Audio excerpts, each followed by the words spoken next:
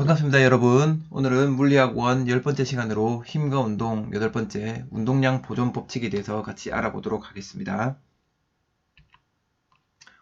이번 단원의 학습 목표입니다. 이번 단원에서는 물체의 1차원 운동에서 충돌 전후 운동량 보존을 이용해서 속력 변화를 정량적으로 예측할 수 있다가 학습 목표가 되겠습니다. 그래서 다시 한번 이걸 정리하면 우리 물리학원에서는 주로 직선상의 물체의 운동, 플러스 방향으로 움직이는 거 또는 마이너스 방향으로 움직이는 거, 직선상의 물체의 운동에서 두 물체가 서로 충돌할 때, 충돌한 직후, 충돌 전과 충돌한 후의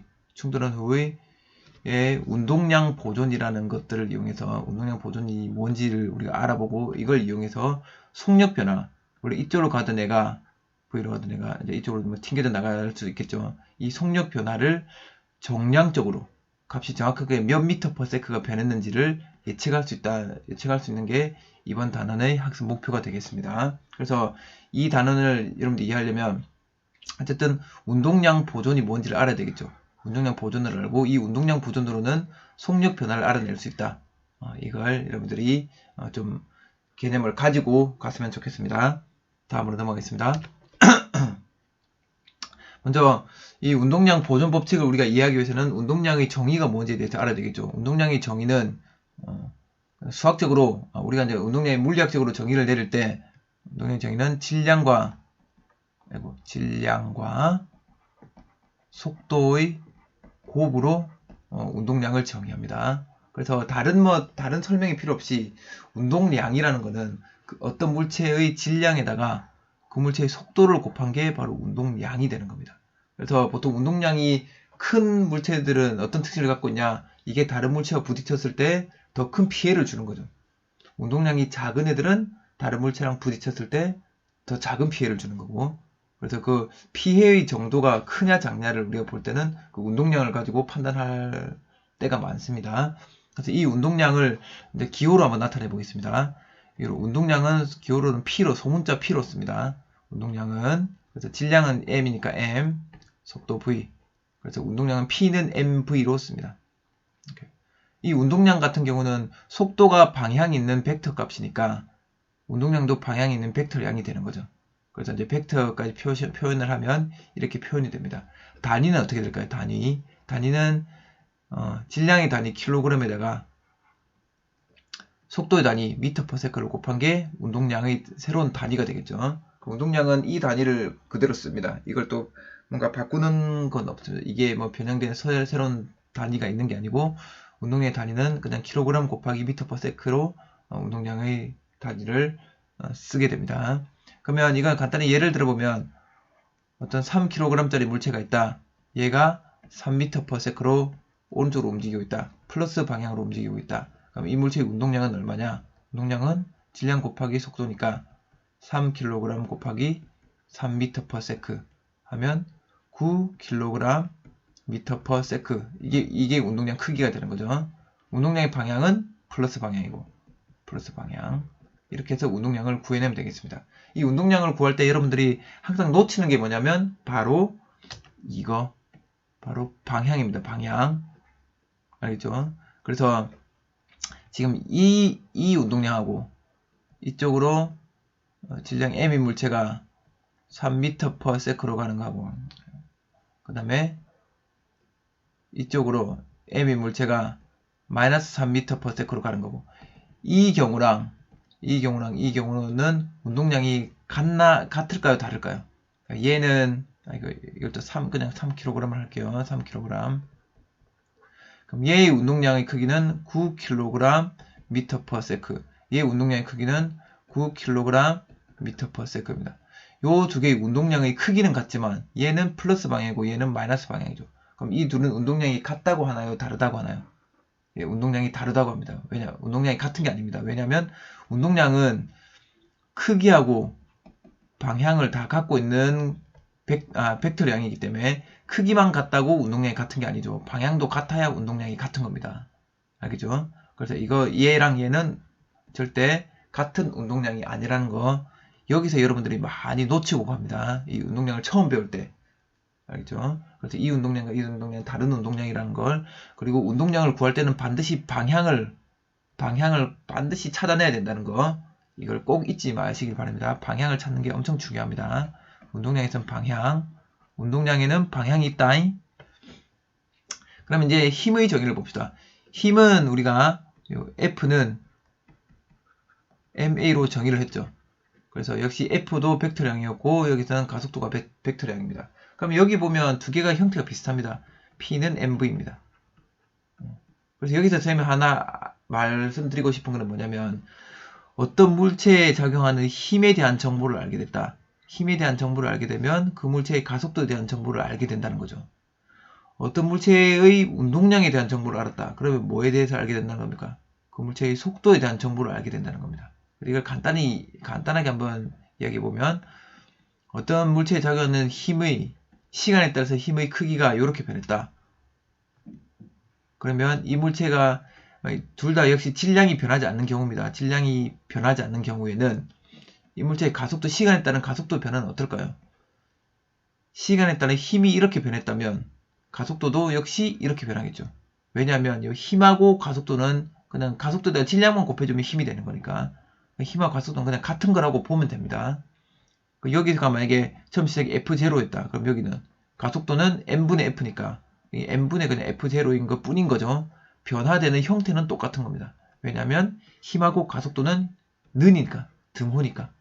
여기 숫자 M은 숫자니까 숫자만 곱해준 것 뿐이니까 변화되는 형태는 같다는 겁니다. 역시 마찬가지로 시간에 따른 운동량 변화를 내가 이렇게 찾아냈다. 그러면 이 물체의 시간에 따른 속도 변화는 어떨까요? 속도 변화는 역시 이렇겠죠. 그렇죠? 운동량하고 속도는 같은 거라고 보면 되겠습니다. 운동량과 속도는 같은 거, 힘과 가속도는 같은 거. 그래서 이 관계를 여러분들이 잘 이해하고, 그래서 내가 어떤 하나의 정보를 알았을 때 자동적으로 이 다른 애의 정보까지 바로 알아낼 수 있다는 걸 여러분들이 좀 이 연결되는 것들을 잘 이해하고 자료들을 해석할 때 도움을 받길 바랍니다. 그럼 여기서 힘이랑 우리 앞에 배웠던 힘을 오늘 우리가 배운 운동량으로 다시 한번 표현을 해보겠습니다. 이게 이제 이 부분이 이제 운동량 보존 법칙에서는 여러분들이 알아야 될 중요한 내용입니다. 그럼 힘을 운동량으로 어떻게 표현하냐? 원래 뉴턴은 힘을 어떻게 정했냐면, 힘은 시간에 따른 운동량의 변화로 힘을 정의했습니다. 그래서 힘을 운동량으로 표현하면 이렇게 표현할 수 있습니다. 힘이 방향이 있으니까 방향값을 표현하면 이렇게 표현되는 거죠. 그래서 이게 힘을 정의하는 새로운 형태입니다. 알겠죠? 뉴턴은 원래 이 형태로 힘을 정의했습니다. 힘이라는 거 뭐냐? 힘이 작용하면 시간에 따라 운동량이 변화한다. 결국은 뭐냐면 운동량을 변화시키는 원인이 바로 힘이다 라고 정의를 내린 거죠. 그럼 이걸 수학적으로 한번 풀어보니까, 한번 풀어볼게요. 풀어보면 이거는 걸린 시간분의 운동량의 변화니까 요거 속도의 변화죠. 이렇게 운동량은 mv니까 mv의 변화입니다. 그렇죠? 그럼 이거는 변화니까, 그럼 질량하고 속도하고 둘 중에 변하는 건 뭔가요? 질량이 변할 수도 있고 속도가 변할 수도 있죠. 하지만 우리 물리학 원에서는 뭘 다루냐면 질량은 안 변하고 속도만 변하는 경우를 다룹니다. 그래서 이건 또 식을 어떻게 쓸 수 있냐면 델타 t분의 요 중에서 변하지 않는 것은 질량이고, 그럼 델타 mv는 결국 뭘 구한 거냐면 m 곱하기 델타 v를 구한 거와 똑같죠. 맞죠? 이걸 변하는 거는 속도밖에 변하는 게 없으니까 결국 식을 이렇게 써도 상관이 없을 것 같습니다. 그죠? 질량은 변함없는데 여기다가 속도가 변하는 것만 쓰면 되겠죠. 그럼 여기서 시간분의 속도 변화, 이거 델타 t분의 델타 v는 뭔가요? 이거는 가속도의 정의죠. 그래서 이거는 ma로 바뀌는 겁니다. 그래서 F는 ma가 된 거죠. 됐나요? 실제로는 외부에서 어떤 힘이 작용한다면 그 물체는 시간에 따라서 운동량이 변한다는 게 힘의 정의가 되겠습니다. 그럼 이걸 잘 응용을 하면 이제 우리가 이거 결론부터 얘기하면 운동량 보존 법칙까지 우리가 이야기할 수 있는데, 델타 t분의 델타 p니까 그럼 이게 만약에 0이면 뭐가 0인가요? 이게 0인 거죠. 그러면 알짜 힘이 없다면, 외부에 작용하는 알짜 힘이 없다면 이 운동량의 변화값이 이 변화값이 없는 거죠. 이 운동량이 보존된다는 겁니다.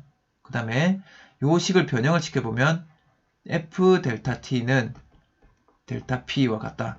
이렇게 또 식이 하나 나오죠. F 델타 T라는 요거는 새로운 물리량인데 이게 바로 충격량입니다. 여러분이 통합과학에서 배웠던 충격량입니다. 그래서 충격량하고 운동량의 변화량 값이 같다는 걸 또 이런 새로운 식으로 우리가 유도해낼 수 있습니다. 새로운 물리량과의 관계를 우리가 찾아낼 수 있습니다. 결국은 이 모든 것들이 뉴턴의 운동 법칙을 서로 새로운 형태로 표현한 것일 뿐입니다. 여러분들이 뉴턴의 운동 법칙만 잘 알면 뭐 운동량 보존 법칙이나 이런 것들도 충분히 쉽게 이해할 수 있을 것이라 생각됩니다. 다음으로 넘어가겠습니다. 그럼 이제 물체의 운동량 한번 구해보도록 하겠습니다. 아까 앞에서도 구해봤지만 이 물체의 운동량은 P는 mv니까 항상 이걸 식을 쓰면서 여러분들 문제를 풀도록 해보세요. 이거는 5kg짜리가 3m/s로 움직였습니다.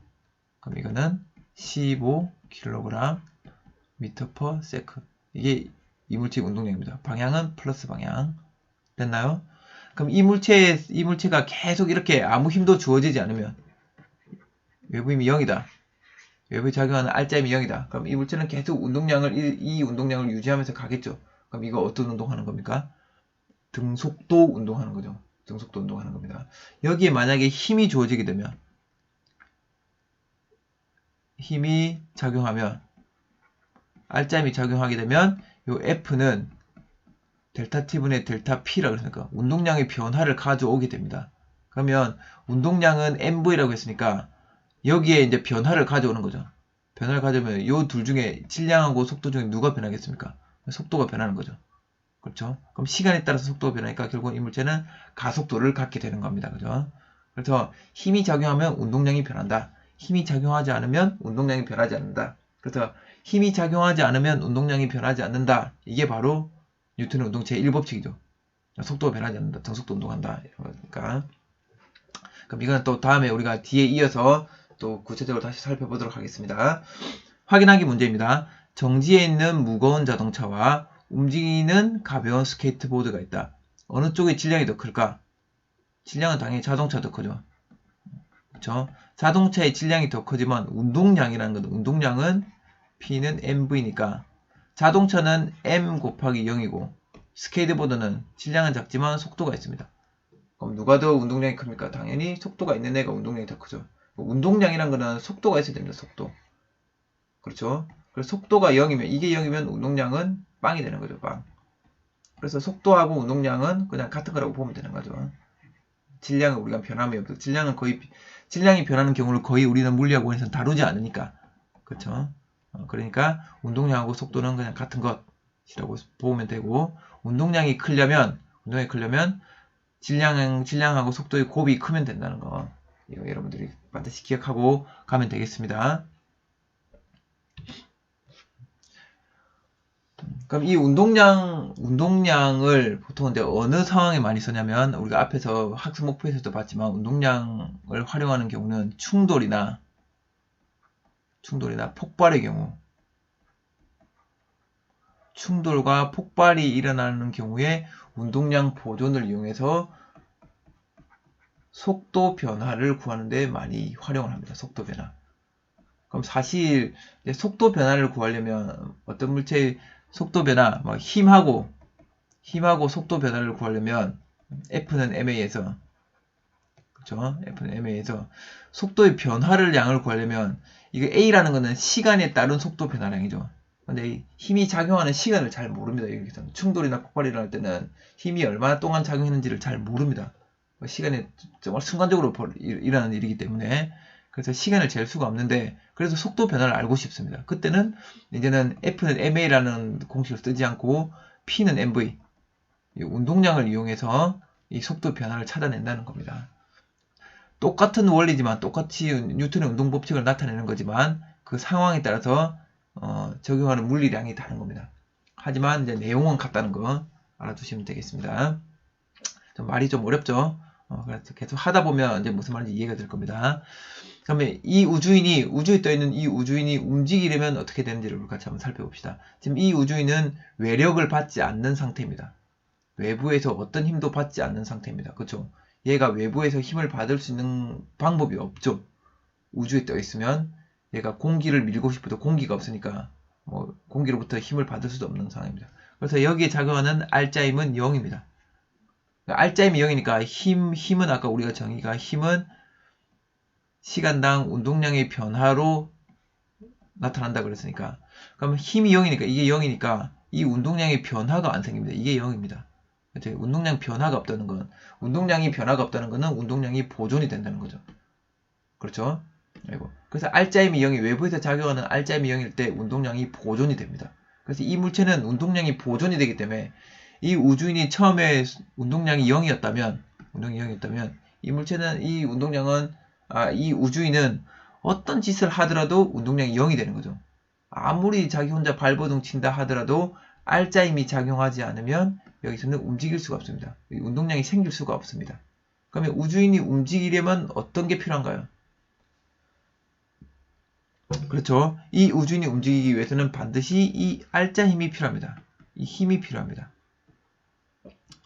됐나요? 그럼 이 힘을 얻는 방법은 우리가 뉴턴의 운동 법칙에서 배웠죠. 내가 힘을 얻으려면 나 스스로는 힘을 얻을 수 없으니까 외부에서 누군가 나에게 힘을 작용하는 물체가 있어야 된다 그랬죠. 뉴턴의 운동 제3법칙에 따르면.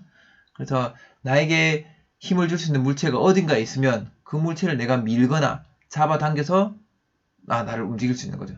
됐나요? 그래서 그 알짜임이 꼭 필요하다는 겁니다.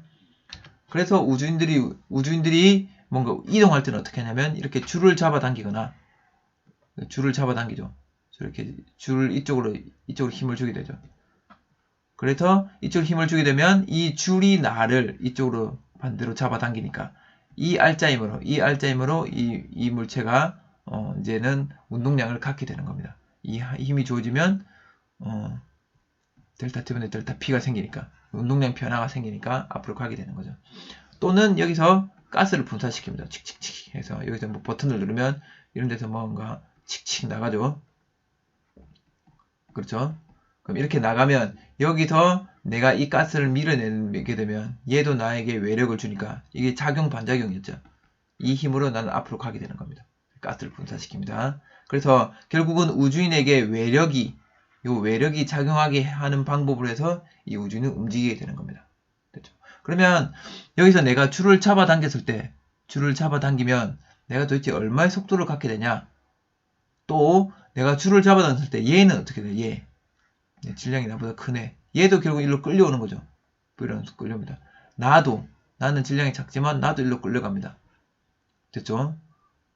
됐나요? 그래서 이렇게 갈 때 이 물체의 속도하고 이 물체가 끌려오는 속도 또는 내가 끌려가는 속도 이것도 우리가 운동량 보존 법칙으로 계산을 해낼 수가 있습니다.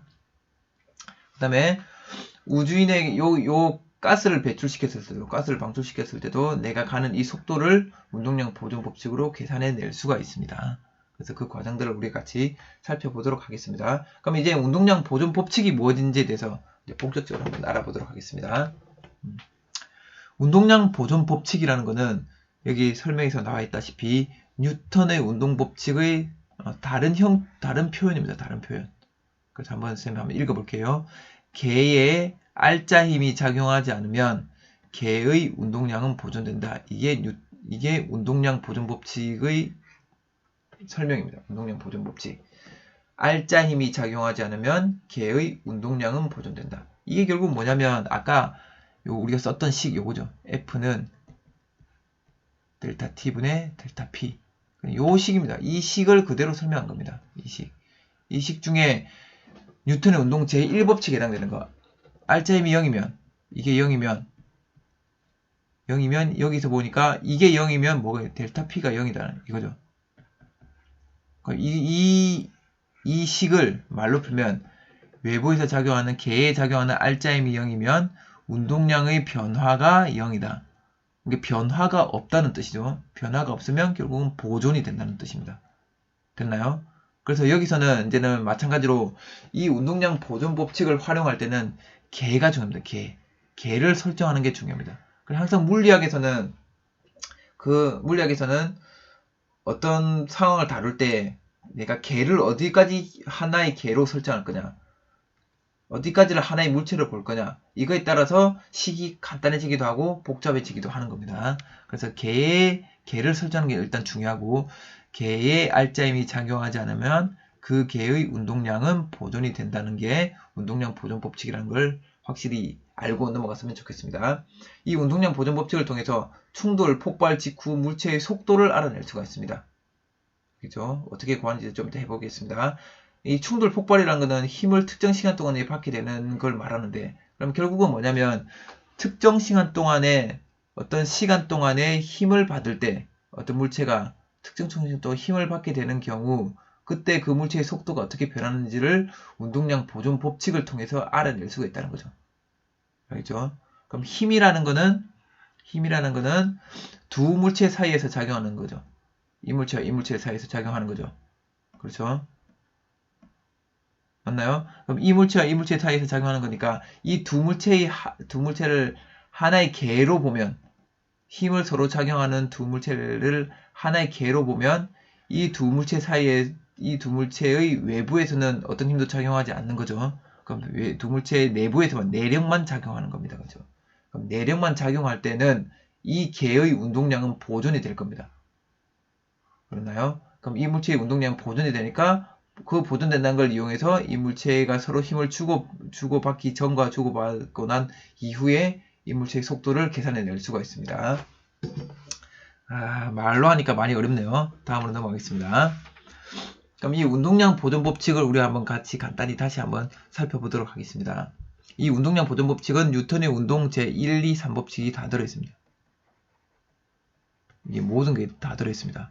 일단 이렇게 여기 오른쪽 방향으로, 오른쪽으로 VB로 가던 애가 있습니다. VB로 가던 큰 우주선이 있는데 여기에 지금 VA로 작은 우주선이 이쪽 방향으로 가서 두 개가 충돌할 겁니다. 두 개 딱 도킹, 딱 결합을 하는 거죠. 결합을 충돌을 딱 하게 되면 이 작은 애가 큰 애 쪽으로, 이쪽으로 힘 F를 주게 됩니다. 그죠? 그럼 얘는 반대쪽으로 마이너스 F를 다시 이 작은 애한테 주게 되는 거죠. 이 두 힘의 크기는 같습니다. 근데 힘이 작용하는 지점은 다르다 그랬죠. 아이고. 얘는 얘한테 주고 얘는 얘한테 주고. 됐나요? 그러면 이렇게 힘을 주고받으면 얘 입장에서도, 요 큰 애 입장에서도 힘을 받았으니까 운동량이 변하겠죠. 그럼 작은 애 입장에서도 힘을 받았으니까 운동량이 변하겠죠. 근데 이 두 물체는 하나로 붙어서 갑니다. 붙어서. 이제 도킹 했으니까 붙어서 갑니다. 그럼 일로 갈 때 최종 속력은 도대체 얼마냐? 됐죠? 처음에 VA, VB로 가던 애 두 개가 이렇게 만났습니다. 중간에서 만났습니다. 그럼 최종적으로 붙어서 이제 같은 속도로 움직이겠죠. 그럼 이 속도가 도대체 얼마냐? 이걸 우리가 한번 구해보는 겁니다. 알겠죠? 그럼 먼저 첫 번째로는 여기 한번 보세요. 이제 운동량 보존 법칙을 활용해야 되는데, 운동량 보존 법칙인데 보존이 되려면 조건이 있었죠. 운동량 보존. 다시 우리가 식을 써보겠습니다. F는 델타 T분의 델타 P였습니다. 그럼 운동량이 보존이 되려면 운동량 보존에서는 항상 조건이 뭐냐면 F가 0일 때 델타 P가 0이다. 이거죠. 그렇죠? 그럼 외부의 알짜임이 0일 때 운동량이 보존된다는 겁니다. 그럼 알짜임이 0이어야 되니까, 그러면 운동량 보존 법칙을 쓰려면 무조건 알짜임이 0인 상태를 만들어야 되는 거죠. 그럼 여기 한번 보세요. B 같은 경우는 알짜임이 어떤가요? B 같은 경우는 알짜임이 있죠. 왜냐면 여기서 이 F는 알짜임을 받게 되는 거죠. A도 알짜임을 받게 되죠. 그러면 A, B 따로따로를 개로 설정을 하면 운동량 보존 법칙을 적용할 수가 없습니다. 그럼 어떻게 운동량 보존 법칙을 적용하려면 어떻게 되냐? 이 두 물체를 하나의 개로 보는 거죠. 이 두 물체 하나의 개로 봅니다. 그럼 이 두 물체는 지금 이 상태나 충돌할 때나 충돌한 후나 이 두 물체의 외부에서 어떤 힘이 작용하고 있나요, 없나요? 외부에서는 어떤 힘도 작용하고 있지 않습니다. 그죠? 그렇죠? 그러면 이 물체들은 이 세 가지 경우 모두 운동량이 보존이 됩니다. 됐나요? 그럼 첫 번째 이때의 운동량은 얼마인가요? 이때의 운동량은 처음 결합 전의 운동량은 요 작은 애 같은 경우는 요 질량을 스몰 m이라고 하고 요 라지 m이라고 할게요. 이건 VA, 이건 VB였습니다. 결합전에는 이 물체의 운동량을 보니까 이 개 전체의 운동량은 이 작은 두 개의 운동량의 합과 같겠죠. 그래서 결합전에는 작은 애가 VA로 가고 있고 그 다음에 큰 애가 VB로 가고 있습니다. 그 다음에 결합 순간에는 우리가 속도가 어떻게 변는지 모르니까 이 속도를 모름으로 못 구한다. 못 구하지만 그 값은 어떤가요? 그 값은 운동량이 보존이 되니까 이 값하고 같겠죠. 새로운 식은 못 찾으면 이것도 결국은 MVA하고 MVB랑 같은 겁니다. 그죠? 같은 거죠. 하지만 이 결합 순간에 얘의 속도들은 우리가 모르는 상태입니다. 하지만 합친 운동량 값은 압니다. 그렇죠? 그 다음에 결합 후에는 이제 큰 덩어리가 돼서 M과 M이 하나의 덩어리가 되어서 V-라는 속도로 움직입니다. 이쪽으로 V-라는 속도로 움직입니다. 그럼 이제 이 V-를 구할 수가 있습니다. 어떻게 하냐면 결합 후에는 운동량이 어떻게 되냐? 결합 후에는 M하고 라지 M이 합쳐져서 V-라는 운동량을 갖게 됩니다. 그렇죠? 근데 이 운동량, 여기서 1번 운동량하고 여기 2번 운동량은 크기가 어떻게 돼야 됩니까? 크기와 방향이 같아야 되는 거죠.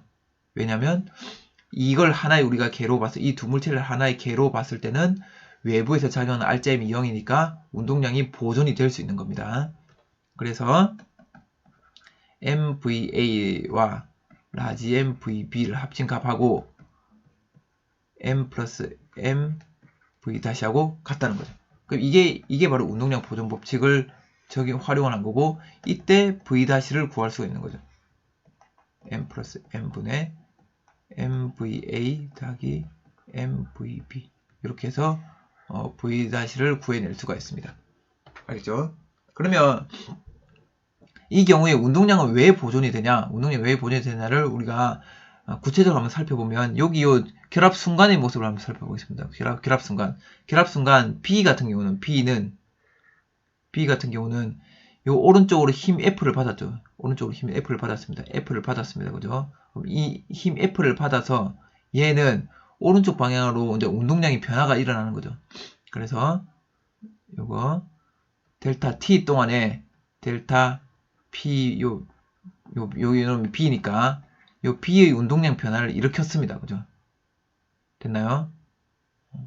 그 다음에 요 A 같은 경우는 마이너스 F의 힘을 받았습니다. 마이너스 F의 힘을 받았죠.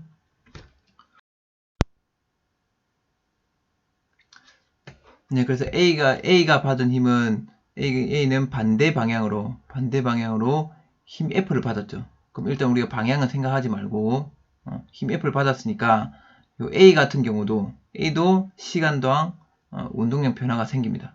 그렇죠. 그러면 여기서 한번 보시면 B 같은 경우는 플러스 방향으로 힘을 받았고 A는 마이너스 방향으로 힘을 받았습니다. 그러면 이 운동량의 변화도 이건 약간 좀 어렵게 여러분들이 좀 약간 헷갈릴 수 있는데 운동량의 변화도 방향이 서로 다른 거죠. 그렇죠. 그러면 요 힘하고 B가 받은 힘하고 A가 받은 힘은 힘의 크기는 같은데 방향은 서로 반대입니다. 그런가요? 그럼 요 운동량도 요 델타 PB하고 델타 PA하고 크기는 같지만 방향이 반대입니다. 그렇죠. 이게 만약에 예를 들면 이게 변화가 플러스 3만큼 변했다. 그럼 이거는 크기는 같은데 방향 반대. 마이너스 3만큼 변화한 거죠. 그러니까 결국은 요 두 개의 운동량 변화의 합은 어떻게 됩니까? 운동량 변화의 합은 0이 되는 거죠. 됐나요?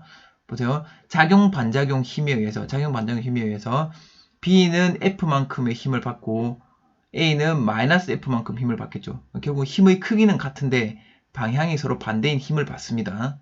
그러면 F 때문에 B의 운동량이 이만큼 변화했다면 F 때문에 A 운동량도 이만큼 변하겠죠. 그런데 그 운동량이 변화되는 값이 어떻겠습니까? A나 B나 똑같은 힘을 받으니까 똑같은 운동량 변화를 가지게 될 겁니다. PA나 PB의 운동량 변화, 이 델타 PB나 델타 PA나 운동량의 크기는 같을 겁니다. 하지만 힘의 방향이 서로 반대니까 운동량의 변화의 방향도 서로 반대겠죠. 그 말이 뭐냐, 하나는 속도가 증가했다면 하나는 속도가 감소했다, 뭐 그런 뜻이겠죠. 그래서 결국은 이 운동량 변화, A의 운동량 변화량하고 B의 운동량 변화량을 합치면 그 운동량 변화량 합은 0이 된다는 것입니다. 그래서 이 과정들을 보니까 지금 여기서 우리가 살펴본 거는 이 물체를 따로따로 놓고 봤을 때 요 B의 운동량 변화하고 A의 운동량 변화가 값이 같다는 거죠. 다시 B의 운동량 변화하고 A의 운동량 변화가 값이 같다. 방향은 서로 반대지만 크기가 같다. 그렇죠? 그럼 이걸 설명할 때는 뉴턴의 운동 제3법칙을 활용한 거죠. 뉴턴 운동 제3법칙에 따르면 서로 주고받는 힘의 크기가 같으니까, 힘의 크기가 같으니까 운동량 변화량이 같다는 거죠. 방향은 서로 반대고. 그 다음에 전체적으로 이게 전체를 하나의 개로 보면, 전체를 하나의 개로 봤을 때는 외부에서 작용하는 힘이 0이니까, 그러니까 여기 안에서는 서로가 충돌하든 뭐 서로 힘을 주고받든 아무 관계없이 이 전체의 운동량은 그냥 보존이 된다는 겁니다. 그래서 전체 운동량은 처음에는 이 값이었는데 마지막에는 이 값을 가질 거고, 근데 결국은 이 두 개의 값이 같다는 거죠. 왜냐면 외부에서 작용한 이 개에다가 외부에서 작용하는 알점이 없으니까. 그런 식으로 해서 이 V''를 구해낼 수가 있습니다. 됐나요? 그럼 이런 좀 기본적인 개념들 여러분들이 알고 구체적으로 우리가 구하는 거는 다음 시간에 한번 같이 해보도록 하겠습니다. 다시 이제 기본적인 개념을 다시 한번 같이 좀 살펴볼게요. 운동량 보존법칙, 이제 충돌의 경우 운동량 보존법칙을 다시 한번 정리를 해보겠습니다. 어떤 물체가 여기 라지 m이라는 물체가 있는데 여기에 스몰 m이라는 물체가 왔습니다. 그럼 이게 이제는 이런 상황을 생각해 보시죠. 여기에 정지에 있었습니다. 얘는 V라는 속력으로 가고 있습니다. 그럼 얘가 충돌이 딱 일어나고 나면, 충돌이 일어났을 때 M하고 붙어서 같이 가는 경우가 있을 거고, 그 다음에 M은 여기 VM으로 일로 가고, 다시 스몰 m은 이쪽으로 튕겨나가는 경우가 있겠죠. 그렇죠? 서로 반대 방향으로 튕겨나가는 경우가 있습니다. 이렇게 되는 경우가 있고,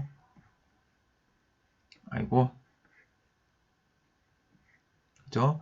또는 요 스몰 m은 정지하고 라지 m만 V''로 가는 경우가 있을 겁니다. 그런가요? 그럼 이 세 가지 경우가 나올 건데, 이 세 가지 경우에 각각 이 속도의 값들을 다 운동량 보존 법칙으로 구해낼 수가 있다는 겁니다. 알겠죠? 그럼 그건 어떻게 하냐면, 다시 얘기지만 얘 전체의 운동량은 충돌 전 여기 전체 여기 처음 운동량하고 여기 나중 운동량하고 같다는 거죠. 왜 같나요? 이 두 개를 하나의 개로 보면, 이 두 물체를 한 개의 개로 보면, 이걸 하나의 개로 보면 이 두 물체의 외부에서는 어떤 힘도 지금 작용하고 있지 않습니다. 그죠? 알점이 없습니다. 그래서 충돌하는 동안에는 자기들끼리만 주고받는 힘이니까, 내력이니까, 이 개 전체를 볼 때는 운동량은 보존이 되는 거죠. 얘가 충돌 후에 같이 움직이더라도 이거는 운동량이 보존이 될 겁니다. 반대로 움직이더라도 이 전체 개의 운동량은 여기랑 같겠죠. 얘가 정지하고 얘만 움직이더라도 이 전체 개의 운동량은 여기랑 처음이랑 같습니다. 그죠? 그러면 이 운동량이 변하지 않는다는 뜻은 뭐냐면, 결국은 이제 각각 따로 놓고 봤을 때, 이 작은 걸 A, 큰 걸 B로 갈게요. 그럼 A의 운동량 변화량하고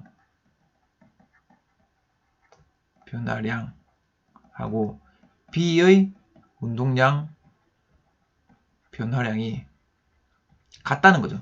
그럼 이걸 새로운 형태입니다. 이건 새롭게 또 우리가 설명할 수 있는 거죠. 처음 운동량하고 나중 운동량이 같다는 거는 결국은 요 안에 이제 세부적으로 이제 안에 있는 물체들을 나눠 봤을 때는 얘의 운동량 변화된 값하고 얘의 운동량 변화된 값하고 크기가 같다는 겁니다. 크기. 방향은 서로 반대라는 거죠. 여기 한번 보세요.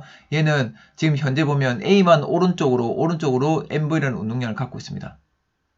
그렇죠? A만 오른쪽 MV라는 운동량을 갖고 있는 거고, 그럼 부딪혔습니다. 부딪혔다. 그러면 얘가 오른쪽으로 운동량이 늘어났습니다. 얘가 이제 오른쪽으로 가니까. 그러면 요 B라는 물체의 운동량이 늘어났습니다. 그럼 A라는 물체의 운동량은 어떻게 돼야 될까요? 줄어들어야 되겠죠. 됐나요? 얘가 늘어날 만큼 얘는 운동량이 줄어들어야 됩니다. 그래서 결국은 요 A는 V라는 속도로 가다가 요 전체의 속도는 V라는 속도보다는 작겠죠. 됐나요? 얘는 다르게 이야기하면 질량이 작은 물체가 엄청 이 V라는 속도로 와서 큰 물체를 부딪혔습니다. 그런데 이제는 큰 덩어리가 됐죠. 이제 질량이 커졌습니다. 질량이 커졌으니까 속도는 어떻게 되겠습니까? 작아져야 되겠죠. 운동량이 보존되려면. 그 다음 여기도 보면 일로 가서 부딪혔습니다. 부딪혀서 M의 속력이 증가했습니다. M의 속력이 이쪽 갑자기 이제 정지했던 애가 오른쪽으로 운동량을 얻게 된 거죠. 그럼 오른쪽 방향으로 운동량을 얻었으니까 A 같은 경우는 왼쪽 방향으로 운동량이 반대 방향으로 운동량이 감소해야 됩니다. 운동량이 감소해야 되고 얘는 운동량이 증가해야 되는 거죠. 그렇죠? 얘가 운동량이 증가한 만큼 얘는 운동량이 감소해야 되는 거죠. 됐나요? 그래서 운동량 충돌이 일어났을 때 운동량 보존 법칙을 우리가 이런 식으로 이해하면 됩니다. 어쨌든 어떤 한 물체의 운동량 변화가 이 전체를 하나의 개로 봤을 때 이 물체가 운동량의 변화가 일어나면 이 물체는 그에 대한 반대 방향으로 운동량 변화가 일어난다는 거죠. 그러니까 이 물체는 서로 뗄 수 없는 거예요. 그러니까 얘가 운동량이 변화되려면 얘 입장에서는 운동량 변화되려면 외부로부터 힘을 받아야 되는데 그 힘은 당연히 옆에 있는 얘 물체로부터 힘을 받겠죠. 왜냐면 힘을 받으려면 반드시 나에게 힘을 주는 물체가 있어야 되니까. 그렇죠? 이 개의 외부에서는 힘이 작용하지 않고 그런데 얘가 힘을 받으려면 내부에서 누구론가로부터 힘을 받아야 됩니다. 그렇죠? 그래서 이 물체가 어쨌든 움직이려면 이 물체의 운동량이 변하려면 외부로부터 얘의 외부로부터 힘을 받아야 되고 결국은 그거는 이 두 물체 사이에 작용하는 힘이니까 그럼 서로서로 힘을 주고받으니까 서로서로 운동량의 변화의 크기는 같다는 거. 계속 똑같은 이야기를 반복하고 있습니다. 다음으로 넘어가겠습니다. 그 다음에 또 다른 운동량 보존 법칙의 예로는 이제 대포를 발사하는 경우가 있습니다. 그러면 이건 폭발하는 경우입니다. 그러면 원래는 한 덩어리였던 애가 한 덩어리 질량이 원래는 M이었던 애가 라지 M이었던 애가 정지했겠죠. 얘가 어떻게 되면 폭발이 일어나서 작은 M하고 요거는 원래 요렇게 있던 애가 작은 M이랑 큰 M으로 나눠져서 이쪽으로 서로 분리가 됩니다. 그럼 이때 V1하고 V2를 우리가 구할 수 있는 거죠. 이걸 또 구해낼 수가 있는 겁니다. 왜냐면 여기서 이때의 운동량하고 그 다음에 요 두 물체를 하나의 개로 봤을 때 이때의 운동량은 값이 같은 거죠. 운동량이 보존이 되니까. 됐나요? 그럼 이때의 운동량은 얼마입니까? 0이죠. 0. 정지했으니까 0인데 그럼 폭발했을 때는 운동량이 0이 돼야 됩니다. 이것도 0이 돼야 됩니다. 그럼 이거의 운동량은 MV1이고 얘의 운동량은 MV2입니다. 그럼 이 두 개를 합쳐서 값이 0이 돼야 되는 거죠. 됐죠? 그래서 보니까 그럼 얘가 만약에 마이너스 값이라면 얘는 플러스 값을 갖겠죠. 그래서 마이너스 플러스 값을 갖는 말은 요 속도의 방향이 서로 반대라는 겁니다. 그래서 서로 반대 방향으로 움직인다는 거죠. 그 다음에 질량이 큰 거하고 질량이 작은 거 있습니다. 그럼 질량이 큰 게 속도가 더 작아야 되겠죠. 저기 합쳐서 0이 되려면 요 질량이 작을수록 속도는 커야 되겠죠. 이 질량이 작은 애는 더 멀리까지 갈 거고 여기는 가까운 데 떨어질 거고. 그래서 이제 폭발이 일어났을 때 파편의 크기만 우리가 조사해보면 파편 크기만 조사해보면 얘가 어느 방향으로 얼마만큼 떨어져 있겠다. 이렇게 우리가 폭발 이후에 그 잔해들이 어디로 가는지 대충 추측을 해낼 수가 있는 겁니다. 이게 모두 운동량 보존 법칙이 활용되는 경우입니다. 그러면 이 운동량 보존 법칙을 우리가 잘 생각해보면 지구 위에 내가 있습니다. 그럼 지구하고 나를 하나의 개로 봐봅시다. 지구하고 나를 하나의 개로 보면 여기는 외부에 작용하는 알짜임이 없습니다. 그렇죠? 그럼 내가 앞으로 가려고 해보세요. 앞으로 가려고 하면 난 지구를 뒤로 밀어야 되죠. 그럼 내가 운동량이 변했어요. 내 운동량이 변했으니까 누구의 운동량이 같이 변해야 됩니까? 외부에 작용하는 알짜임이 0이니까 운동량이 보존돼야 되죠. 운동량 보존돼야 되는데 내가 걸어가면서 운동량이 변했습니다. 내 운동량이 변했습니다. 그러면 나를 제외한 지구 위의 다른 물체의 운동량이 반대 방향으로 운동량의 변화가 똑같이 일어나야 되는 거죠. 나의 운동량 변화만큼 요구에 있는 다른 물체의 운동량 변화가 일어나야 됩니다. 우와, 이게 엄청난 거죠. 그러니까 지구에선 나의 움직임 하나가 다른 주변에 영향을 준다는 겁니다. 지구와 나는 뗄래야 뗄 수 없는 그러니까 나 하나의 움직임을 조심해야 된다는 거죠. 그러니까 여러분들이 학교 생활하거나 가정 생활하거나 친구들과 관계를 맺을 때 여러분들 하나의 모습들이 여러분의 행동들이 주변에 똑같은 영향을 주게 된다는 겁니다. 알겠죠? 그래서 나와 이 주변은 뗄래야 뗄 수 없는 관계. 물리학에서 여러분 저는 또 이런 것들을 발견하니까 기분이 좋더라고요. 물리학에서 우리 또 삶의 지혜도 배울 수 있습니다. 나와 주변은 뗄래야 뗄 수 없다. 나의 운동량 변화가, 나의 변화가 반드시 내 주변에 영향을 미치게 된다는 겁니다. 알겠죠? 여러분들 이걸 꼭 명심하고 또 이 기간 동안에, 코로나 기간 동안에 또 여러분들이 또 각자의 역할들을 충실히 다 해내는 여러분들 되기를 바랍니다. 오늘 수업 내용을 정리해 보겠습니다. 오늘은 운동량이 뭔지에 대해서, 운동량의 정의에 대해서 우리가 알아보았습니다. 그다음 운동량 보존 법칙에 대해서 알아보는데, 운동량 보존 법칙은 외부에서 작용하는 R점이 0이라면 운동량 변화량도 0이다. 운동량이 보존된다는 것이었습니다. 이걸 예로서 충돌하는 경우, 폭발하는 경우, 이걸 우리가 정성적으로 한번 살펴보았습니다. 다음 시간에는 운동량 보존 법칙의 오늘 배운 내용들을 이용해서 정량적으로 속력을 계산해 보도록 하겠습니다. 정량적으로. 알겠죠? 계산식을 우리가 세워보고 어떻게 그 과정들을 해결해 나가는지를 알아보는 시간을 갖도록 하겠습니다. 고생 많았습니다.